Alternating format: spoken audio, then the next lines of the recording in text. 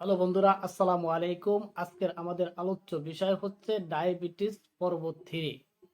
আজকের আমরা জানবো ডায়াবেটিস মিলিটাসের লক্ষণ ও উৎপত্তির কারণ সমূহ সম্বন্ধে। আমরা অনেকেই মনে করি যে আমাদের তো ডায়াবেটিস হয়নি, তো সচেতনতার দরকার নেই।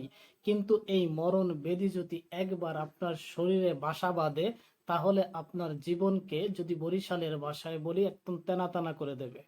সো বন্ধুরা, আমাদের আগে থেকেই সচেতন হওয়া উচিত, যাতে করে এই মরণ ব্যাধি আমাদের শরীরে বাসা না বাঁধতে পারে। একটু সচেতন হলেই এই রোগ থেকে আমরা বাঁচতে পারবো। অতএব এই লক্ষণ সম্পর্কে, এই রোগ সম্পর্কে আমাদের অবশ্যই জানা উচিত। তো বন্ধুরা, সঙ্গে থাকবেন এই আশা রাখি। ডায়াবেটিস মিলিটাসের প্রধান 4টি লক্ষণ। 1 নম্বরে হচ্ছে প্রচুর পিপাসা থাকে, প্রচুর ক্ষুধা থাকে, ক্ষুধায় কোনো তৃপ্তি থাকে না, অর্থাৎ খাওয়ার পরও রোগী আবার খায়। প্রচুর পরিমাণে শর্করাযুক্ত প্রস্রাব হয় এবং রোগীর ওয়েট লস হয়, রোগী লিং থিং এমাসিয়েশন হয়ে যায়, রোগা পাতলা হয়ে যায়, দ্রুত শরীরের ওজন কমতে থাকে। ডায়াবেটিস মিলিটাসের কিছু বিশেষ লক্ষণ আছে। বহুমূত্র পীড়া সামান্য প্রকারের হলে সমস্ত দিনে 8-10 পাউন্ড প্রস্রাব হয়, যার আক্ষেপিক গুরুত্ব হচ্ছে 1020 থেকে 1040 পর্যন্ত। কিন্তু পীড়া যদি কঠিন হয়, অত্যন্ত জটিল হয়, তাহলে 24 ঘন্টার ভিতরে একজন রোগী 50 থেকে 60 পাউন্ড পর্যন্ত প্রস্রাব করতে পারে, বা প্রস্রাব হতে পারে 1 পাউন্ড, মানে হচ্ছে আধা সের। প্রস্রাবের আক্ষেপিক গুরুত্ব 1050 থেকে 1060 পর্যন্ত হতে পারে। আক্ষেপিক গুরুত্ব যদি স্বল্প হয়, অর্থাৎ আমি বলতে চাচ্ছি যে 1015 থেকে 1020 হয়, তবুও প্রস্রাবে সুগার যায় বা শর্করা পাওয়া যায়। সুগার প্রতি আউন্স প্রস্রাবে 4 থেকে 5 গ্রাম হতে 40-50 গ্রাম পর্যন্ত বাহির হতে পারে। তাহলে আজকের আমরা জানবো সুস্থ ব্যক্তির প্রস্রাবের আক্ষেপিক গুরুত্ব কত। একজন সুস্থ ব্যক্তির প্রস্রাবের আক্ষেপিক গুরুত্ব হচ্ছে 1015 থেকে 1025 পর্যন্ত। বহুমূত্র রোগীতে যদি মনে করেন যে প্রস্রাবে শুধু সুগার যায়, বিষয়টা এমন নয়। প্রস্রাবের সাথে কাইল অর্থাৎ অম্লরস নির্গত হয়, অ্যালবুমিন নির্গত হয়। প্রস্রাব প্রচুর পরিমাণে হওয়ার কারণে একজন রোগীর ঠোঁট মুখ শুকিয়ে যায়, মুখের ভিতরে আটা পোতা হয়, স্বাদের অভাব হয়, কখনো কখনো মিষ্টি স্বাদও দেখা যায়।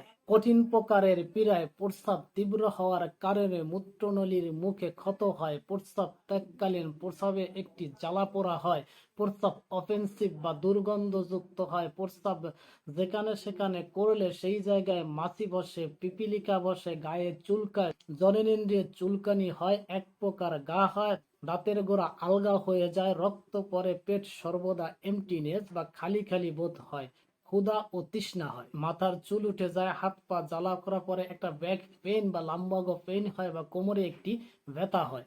যদি পীড়াটি দীর্ঘদিন চলতে থাকে, আকারে পুরাতন হয়, তাহলে উদরময় আমাশা, কখনো কনস্টিপেশন বা কোষ্ঠকাঠিন্যও আপনারা দেখতে পাবেন। ফোড়া হয়, কার্বাঙ্কাল হয়, শরীরের কোনো জায়গায় কেটে গেলে সহজে গা শুকাতে চায় না বা আরোগ্য হতে চায় না। একটি সময় গ্যাংগ্রিন হতে পারে। এই গ্যাংগ্রিন এমন হতে পারে যে রোগীর মৃত্যু পর্যন্ত ঘটাইয়ে দিতে পারে। এই পীড়ায় দৃষ্টিশক্তি লোপ হয়, চোখে ছানি পড়ে, শরীরের তাপমাত্রা কমে যায় 96-97 ডিগ্রি পর্যন্ত হয়। অনেক সময় জ্বর হয়, প্রস্রাবে পরীক্ষা করলে অনেক সময় সুগার পাওয়া যায় না। ডায়াবেটিস মিলিটাসের সবচেয়ে কঠিন ও জটিল যে লক্ষণটি হচ্ছে, সেটা হচ্ছে আনকনসাসনেস বা অজ্ঞান বা কমা, হঠাৎ করে সেটা উপস্থিত হয়। এর পূর্বে কিছু লক্ষণ আপনাকে অবশ্যই, বা কিছু সিমটম আপনাকে জানাবে। এর মধ্যে হচ্ছে ক্ষুধা, লোভ, প্রস্রাবে একদম সুগার অদৃশ্য হয়ে যাওয়া, কমে যাওয়া, কোষ্ঠবদ্ধ ইত্যাদি লক্ষণ দ্বারা আপনি বুঝতে পারবেন। কোমা হলে রোগী চোখ মুখ বুঝে আনকনসাসনেস হয়ে অজ্ঞান হয়ে পড়ে থাকে, তাকে কিছু জিজ্ঞাসা করলে উত্তর দেয় না, বুকের ভিতরে গটগট করে, নিঃশ্বাসে দুর্গন্ধ হয়, নারী দ্রুত চলে, চোখ মুখ বসে যায়। এই অবস্থায় রোগী 2-3 দিন থেকে মারা পড়তে পারে। ফলে আমরা ডায়াবেটিস মিলিটাস সম্পর্কে বিস্তারিত আলোচনা করলাম। এবার জানবো পীড়ার উৎপত্তির কারণ। জানলে কি হবে?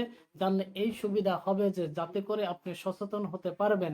যদি আপনি জানেন যে এই লক্ষণ বা এই জিনিসগুলো করলে আমার ডায়াবেটিস হতে পারে, তো এগুলো থেকে আমি সচেতন হব। তো বন্ধুরা, নাম্বার 1, যদি আপনি অধিক পরিমাণে কার্বোহাইড্রেট জাতীয় খাবার খান, এসটিসি ফুড জাতীয় আহার করেন, নাম্বার 2, যদি বংশগত কোনো কারণে আপনার পিতামাতার আছে তাহলে আপনারও ডায়াবেটিস হতে পারে। পরীক্ষায় দেখা গেছে যে শতকরা 30 জন ব্যক্তির এইরকম ডায়াবেটিস হতে পারে বংশগতভাবে। নাম্বার 3, অতিরিক্ত পরিশ্রম, অতিরিক্ত অধ্যয়ন, মানসিক পরিশ্রম কিন্তু আপনি শারীরিক পরিশ্রম না করলে আপনার ডায়াবেটিস হতে পারে। নাম্বার 4, হুপিং কাশি, শ্বাসকষ্ট, মির্গি, সন্ন্যাস বা অ্যাপোপ্লেপসি ইত্যাদি কতগুলো পীড়া থেকেও আপনার ডায়াবেটিস হতে পারে। নাম্বার 5, হঠাৎ যদি আপনি ওবেসিটি হয়ে যান, স্থূল হয়ে যান, এসব কারণে আপনার ডায়াবেটিস হতে পারে। নাম্বার 6, কিছু জটিল এবং কঠিন পীড়া যেমন যকৃৎ, মস্তিষ্ক, মেরুমজ্জায় আঘাত এবং প্যানক্রিয়াসের পীড়া থেকেও আপনার রোগ হতে পারে। নাম্বার 7, গেটেপাত, ম্যালেরিয়া, গর্মি পীড়ার সহিত ডায়াবেটিসের একটি সম্পর্ক আছে, রিলেশন আছে। নাম্বার 8, ক্লোরোফর্মের গ্রান স্টিকনিয়া দ্বারা শরীর বিষাক্ত হলেও আপনার ডায়াবেটিস হতে পারে।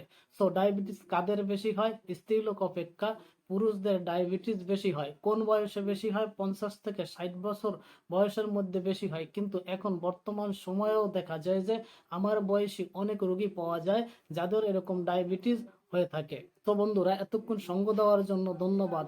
আমি স্বাস্থ্য বিষয়ক মূলক ভিডিও করি, যার জন্য আপনারা যদি লাইক, কমেন্ট ও শেয়ার করেন তাহলে আমি উৎসাহিত হই। তো বন্ধুরা, ভালো থাকুন, সুস্থ থাকুন। আগামী কোনো ভিডিওতে আপনাদের সাথে দেখা হবে।